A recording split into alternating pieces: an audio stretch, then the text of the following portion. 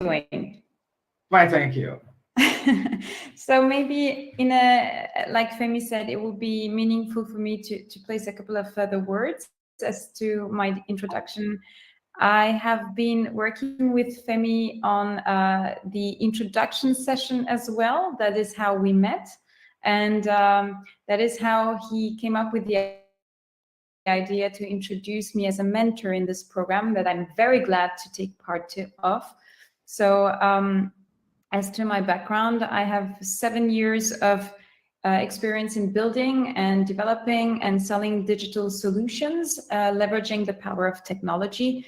I have been recently, I have graduated from my International Executive MBA. I have a double master's degree in International Corporate and Commercial Law. So this is for my background. In terms of languages I speak, for some of you that might speak that language, I speak French, German, English, Turkish, but I correspond in English for every matters concerning my work.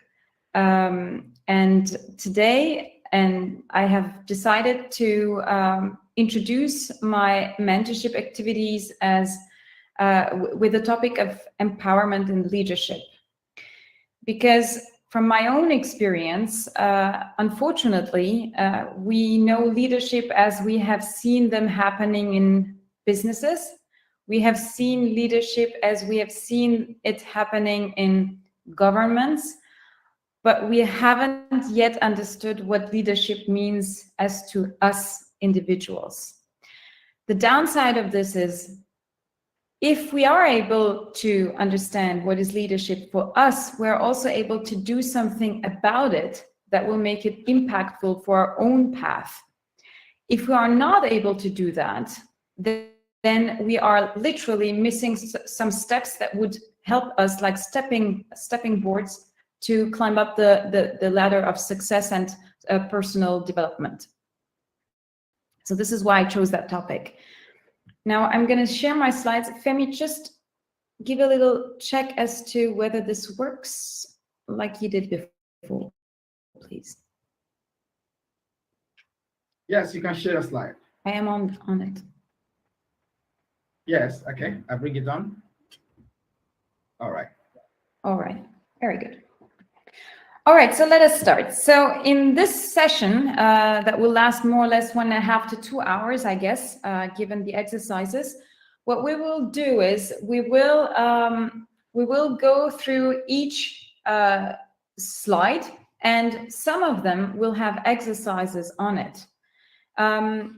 I'm gonna sometimes look into the chat to make sure that I see your points once you mention them. Otherwise, I will stick with my slides. And what we will do is we will take a high fly overview of what is meant by empowerment and what is meant by leadership in its essence. And it starts with us, with ourselves. And that's the part one. Building on top of it, there will be a part two coming up next. Take a deep dive into certain aspects of what we will take a look at today. All right, so let's start with the start. We know that everybody talks about leadership. We have heard that word before. It's something that comes up in the news all the time. People talk about being a leader. Many people think that they are leaders. So what is new about the topic of leader? How does it correlate with anything that you would like to do in your current role and in your role as a freelancer? And why should you be interested in a topic called leadership when you are here to learn how to become a freelancer? So I would like to invite you to write your thoughts in the chat or write your thoughts down on a paper. I'll give you maybe a 2 minutes time to think. I'm not going to check the chat, so this is much more for you guys to, have some exchange of thoughts. Just write your thoughts down. What is it for you? What's leadership? What does it mean for you? What is it about, leadership? I'm going to start. You have 1 minute.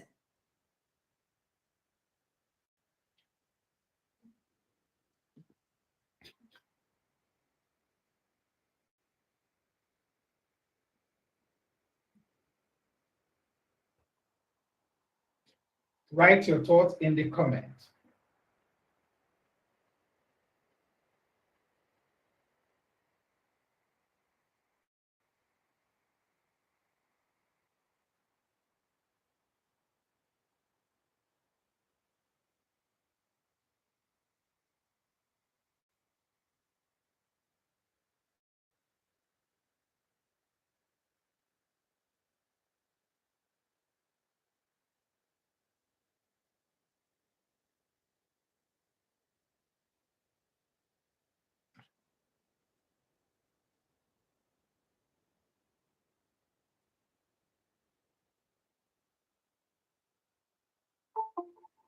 All right, so that's 1 minute. Like I said, I'm not going to check everything that you exchange on in the chat. What I'm going to do is I'm going to continue, but I'm going to give you all the time some time frame to look into these questions that we will go through today. First of all, what is most important is to distinguish leadership from management. There's a distinction to make there. So management is much more about command, control, correct, which is a military way to look into this, and about delegation. So it's the classical hierarchical way to define what is leadership. What we have seen in early days, the command, control, correct, it's you have a boss, that boss tells you what to do and you do it without questioning it. That's management. And most corporations still today have managers. Leadership is about motivation, inspiring, reassuring, empowering the people, developing the people, uniting forces. It's about building a long-term vision, becoming a coach to others, enabling others to do what they have to do, be a role model. So it's leading by example. Be appreciative of what others do. Say thank you. Be positive and understand what the others feel, how they can interpret certain situations and act accordingly. So the difference really lies in the empathy. While management is a question of competence, leadership is a question of attitude. And we will get to this later on, but overall, if we are to understand leadership, it first starts with the ability to voice, the ability to manage the energy, and the ability to showcase resilience. And we will look at it from another angle today, but I will bring up these topics again next week so as to deep dive on certain aspects that we will look into today. But it was important for me to mention it up front. In leadership, you first need to feel empowered, and then you need to leverage your power, because only when you feel empowered do you feel your power and are able to leverage it. So this is as a starting point. Now, building up on that, we all know that we have self-limiting beliefs. So this is also a little bit in human nature. Human beings have the tendency to think that they cannot do things. It's in particular true for women, and we'll get to this in a moment. But it is a trend to have a little voice in our minds that think that we cannot do something. So to all of you in particular who have never been freelancers, taking that leap of faith and moving into the direction of offering services as freelancers might be scary at first. But this is a self-limiting belief, and we will walk step by step towards the goal of liberating you from those barriers, because it is time to change the way that we look at our own capacities. And surprisingly enough, this is absolutely irrespective of the degree of seniority. And I would like to tell you a story that might illustrate that. One day I met a colleague of mine. He was a member of an executive committee in a bigger international, so multinational organization. That person came to me and said, Mika, you know, our organization is not doing good. The atmosphere is so good. I don't feel it. We're not performing the right way. We don't perform as we should be performing. But, you know, all my hopes are with the new CEO. He's going to start soon. So I'm pretty sure that everything's going to be better after he starts. And so I asked him, I mean, you've been executive committee member since years now. What have you done to impact the status quo? And he said, well, I cannot do anything. I'm an executive committee member. I'm not the CEO of the company. So imagine that we're talking about very senior people with a lot of experience and a lot of achievements in terms of hierarchical moves within an organization. And they too lack the self-confidence and have self-limiting beliefs as to the impact that they can have. So that's just to open your eyes to the fact that we are all in the same boat, and it's in your hands to look at your own capacities differently. And we'll get there. But first, let us check man versus woman, what is in there. So for all the women that are on this call, men often believe that they can do a task even if they do not possess some key skills. And men on this call, I would invite you to self-critically look at the sentence, because this is very true. Unfortunately, women often do not believe that they can do the task, even though they have qualifications, and sometimes the right qualifications for the job or for the task. Now, both genders are essential for society, but for some reason, it's a historical reason, one gender has left a larger space for the other gender. And the problem is our world today, and we all know what is happening currently on the planet, and we also know difficulties in terms of natural resources that we are dealing with much more consciously since decades. Our world does not have the luxury to leave out half of our society's potential. In other words, our world needs to understand that we need to tap into whatever unused female potential that is out there. So I'm inviting everybody on this call, every one of you, to go invite women that can offer services as freelancers to join this movement. Now, to invite you to take 5 minutes to think about how you could explain to a little girl, it can be your daughter, your sister, the importance of gender reconciliation. So why is it important? And 3 steps to get there. So the how.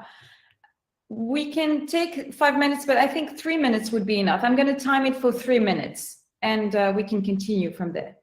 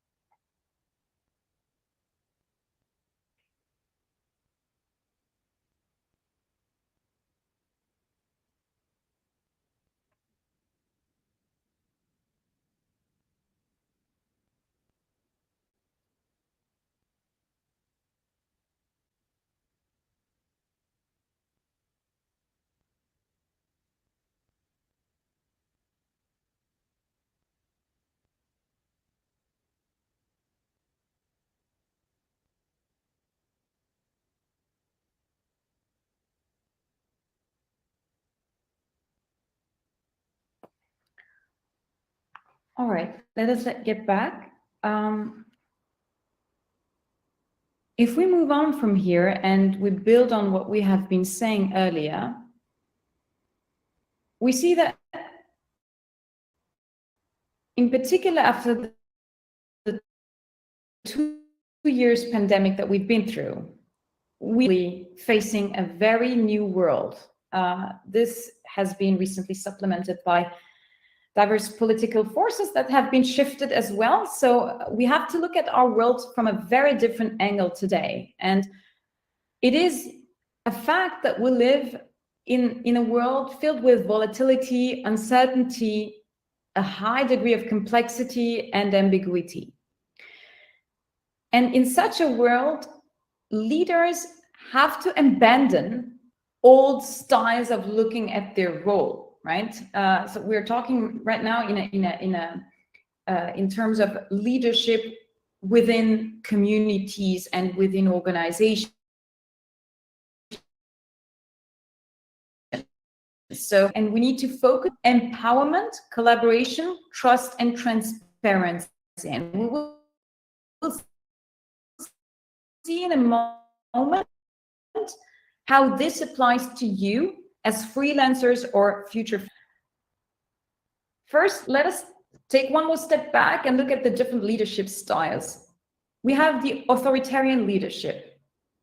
So the advantages of the authoritarian leadership is, of course, it reduces time to action. The decisions are made faster, they're consistent, and there is no real way to budge, right? So it's quite clear what we're dealing with. The cons are that it can lead to rebellion. And of course, because there's no empowerment, it kills creativity. I would like to invite you to think about these terms from both aspects, right? As a freelancer and as an organization supplying certain services via freelancing. Those will be your clients that you will be dealing with. So it's important that you look at it from both angles, right?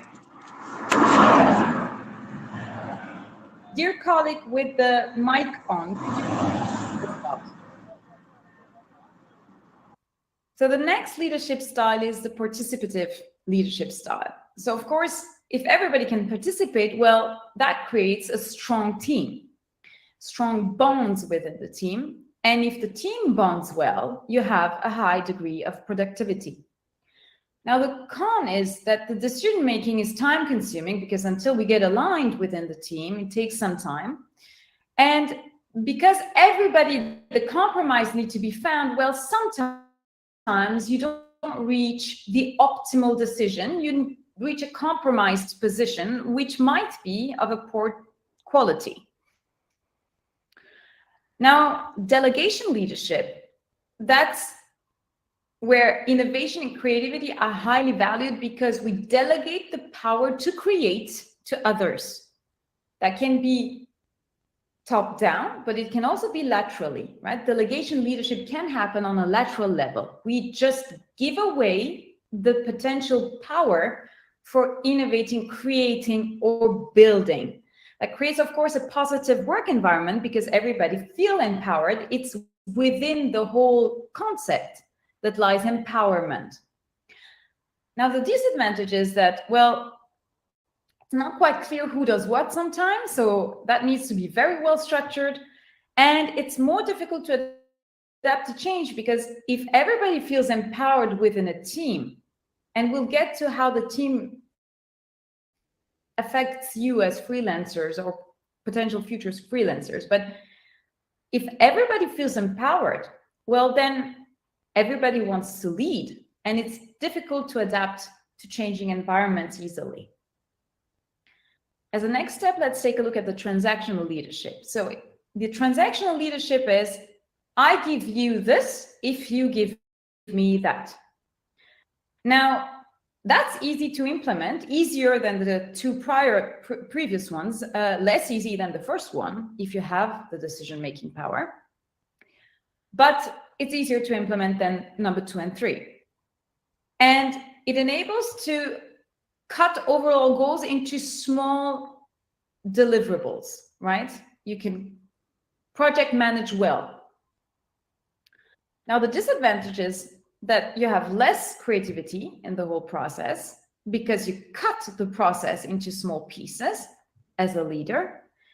And there is no empathy. It's all about transaction. It's about what do you get if you give this. That's what it's about. Not empathy, not really creativity. And finally, there's transformational leadership. Transformational leadership is not only to get from a status A to a status B within society, an organization, a company, whatever. It's not only for that. It's in general the ability as a leader to adapt to transforming and evolving or developing environments and offer your position as a leader in an adequate manner, in a corresponding manner to those differences and changing environments that you go through. As a next step, now that we have looked into those 5 leadership formats, I would like to give you 5 minutes for each of these questions. The first one is, which of these leadership styles have you most encountered in your life?